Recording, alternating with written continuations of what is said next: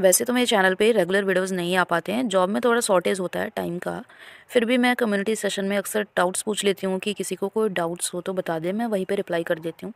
जब भी मैं डाउट्स पूछती हूँ तो सबसे ज़्यादा कमेंट मेरे चैनल पे आता है कि मैम यूपीपीएससी का रिज़ल्ट कब आने वाला है। तो बहुत सारे कमेंट आ रहे थे कि मैम इतना टाइम लगा रहा है यूपीपीएससी रिज़ल्ट डिक्लेयर करने में। रिज़ल्ट कब आएगा और कैसे आएगा रिज़ल्ट, अगर नहीं आ रहा है तो रिज़ल्ट कैसे आएगा, इस वीडियो में मैं सारी चीज़ें बताने वाली हूँ।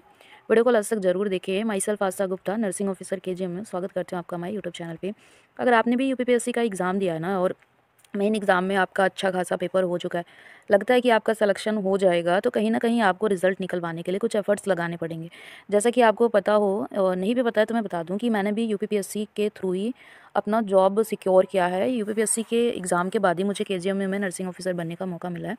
तो मेरी भी जो यूपीपीएससी की जर्नी थी बहुत ही ज़्यादा लॉन्ग थी। एग्ज़ाम देने से लेकर के और रिज़ल्ट डिक्लेयर होने के बाद और उसके बाद भी ज्वाइनिंग तक का सफ़र ना बहुत लंबा था।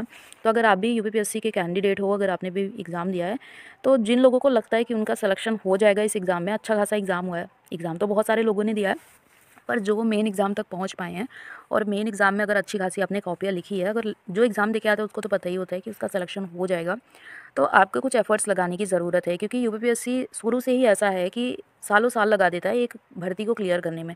ऐसा इसलिए कि गवर्नमेंट भी ये चाहती है ना कि भर्तियों का प्रोसेस चलता रहे और फंड कम से कम देना पड़े। अगर आपको ज्वाइनिंग जल्दी से जल्दी देते हैं तो कहीं ना कहीं फ़ंड जल्दी देना पड़ेगा। और एक एक कैंडिडेट का पर डे का समझो, एक नर्सिंग ऑफिसर की सैलरी जो है एक दिन का 3,000 3,500 रुपये मिलता है। तो कैंडिडेट को उतने सैलरी देनी पड़ेगी। तो यूपीपीएससी का यही है कि बहुत टाइम लगाता है भर्तियों में। तो इसके लिए आपको क्या करना है, मैं ये वीडियो इसलिए बना पाई हूँ क्योंकि बहुत सारे कमेंट आ रहे थे कि मैम आप अपने चैनल के थ्रू कैंडिडेट्स को लीड करिए कि जल्द से जल्द रिज़ल्ट डिक्लेयर हो। ऐसा नहीं है कि बहुत ज़्यादा टाइम लगाता है रिज़ल्ट को, कॉपियों को चेक करने में बहुत टाइम की ज़रूरत है या रिज़ल्ट निकालने में कोई बिना रीज़न के रुकावट है, ऐसा कुछ भी नहीं होता है। यूपीपीएससी में क्या होता है कि बहुत सारी भर्तियों का प्रोसेस चलता है, सिर्फ नर्सिंग की नहीं और भी पोस्ट की भर्तियों का प्रोसेस चलता है। तो सारी फाइलें उधर होती हैं। तो यूपीपीएससी में क्या होता है कि फाइलें ऐसी रखी होती हैं, उस पर प्रोसेस नहीं चलता है, काम नहीं चलता है। तो कैंडिडेट को क्या करना है, हमारे टाइम की बात बता रही हूँ, उस टाइम में भी यही हुआ था कि वहाँ पे तो प्री और मेंस का एग्ज़ाम नहीं था, बस एक एग्ज़ाम था। तो एग्ज़ाम के बाद भी ना रिज़ल्ट आने में बहुत टाइम लग गया। बार बार कैंडिडेट जो हमारे साथ के कलीग्स थे, बार बार जाना पड़ा आयोग में पूछने के लिए कि कब रिज़ल्ट आ रहा है, कब रिज़ल्ट आ रहा है।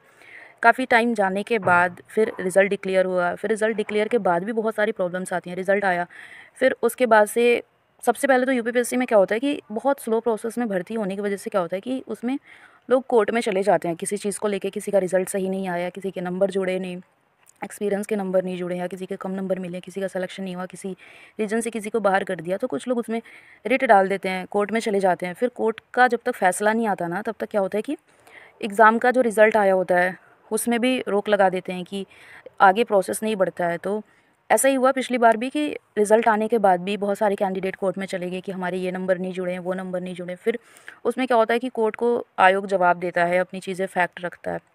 रखने के बाद हमारे टाइम में रिज़ल्ट दोबारा से संशोधित होकर आया। एक बार रिज़ल्ट आया, फिर उसके बाद दोबारा रिज़ल्ट आया, फिर कोर्ट का प्रोसेस चलता रहा, सुनवाई होती रही, फाइनली दोबारा से एक बार और रिज़ल्ट आया। और रिज़ल्ट आने के बाद भी ज्वाइनिंग प्रोसेस में बहुत डिले हो रहा है। आयोग अपना प्रोसेस बहुत स्लो स्लो करता है। कम से कम 2020 की वैकेंसी, सॉरी 2021 में वैकेंसी आई और उसके बाद 2022 तक तो सिर्फ प्रोसेस ही चला कोर्ट केस का और दोबारा से रिज़ल्ट संशोधन होने का, ज्वाइनिंग होने का। 1 साल पूरा लंबा लंबा चला। उसके बाद भी जो सीट है उसमें मेल वाली वैकेंसी की थी। मेल वाली वैकेंसी का भी रिज़ल्ट बहुत टाइम बाद आया, बहुत ही टाइम बाद। जिनका भी उसमें रुक गया था फाइल वगैरह, उसका भी बहुत टाइम लगा और बिना एफर्ट्स लगाए तो यूपीपीएससी का रिज़ल्ट आने वाला नहीं है। तो जो कैंडिडेट्स को, जितने भी कैंडिडेट्स हैं जिनको लगता है उनका सिलेक्शन हो जाएगा या जिन लोगों ने एग्ज़ाम दिया है, मुझे ऐसा लगता है कि आपको थोड़ी एफर्ट्स लगानी पड़ेगी। कुछ कैंडिडेट्स, सभी नहीं, कुछ कैंडिडेट 10-12 जितने भी कैंडिडेट्स इकट्ठे हो पाएँ, तो आप लोग एक ग्रुप बना लीजिए। मेरे चैनल मेरे इसमें कमेंट सेक्शन में भी आप अपना एक दूसरे से कमेंट करके ग्रुप बना सकते हैं। और कई किसी भी तरह से आप कहीं से भी यूपीपीएससी कैंडिडेट जिन लोगों ने एग्ज़ाम दिया वो लोग ग्रुप बना लीजिए और उसमें डिस्कस कर लीजिए कि कैसे क्या कर सकते हैं। न्यू ईयर पे तो बाकी बहुत सारी जगह आप घूमने गए होंगे, तो एक बार आप इलाहाबाद भी जाके घूम आइए, प्रयागराज जाके घूम आइए। नहान का भी सीजन है, कुंभ लगने वाला है, तो एक साथ में 2 काम भी हो जाएंगे, आप घूम के भी आ जाएंगे और एक बार आयोग जाके पता भी कर लेंगे कि क्या चल रहा है। ऐसे उनके माइंड में रिमाइंड भी हो जाएगा कि हाँ बार बार कैंडिडेट्स आ रहे हैं तो इसका भी प्रोसेस करना है। अगर आप एफर्ट्स नहीं लगाएंगे तो ऐसे ही फाइलें आपकी रखी रह जाएंगी, सालों साल ऐसे ही रहेगा।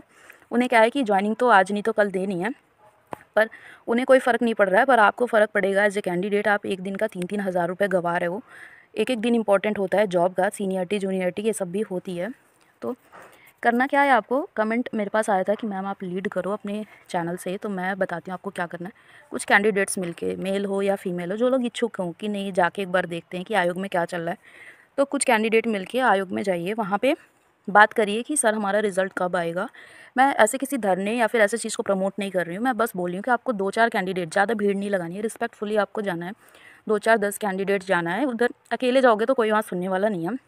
तो आप जाइए वहाँ पे, बताइए कि हमारा जो रिज़ल्ट है, हम एक कैंडिडेट हैं और हमारा रिज़ल्ट कब तक आएगा। तो वो आपको ज़रूर कुछ ना कुछ बताएंगे कि हाँ अभी काम चल रहा है, प्रोसेस हो रहा है, कुछ टाइम लगेगा या फिर कितने दिन में आएगा, और क्या हो रहा है, किस वजह से रिज़ल्ट में डिले हो रहा है, ये भी आपको कन्फर्मेशन मिलेगी।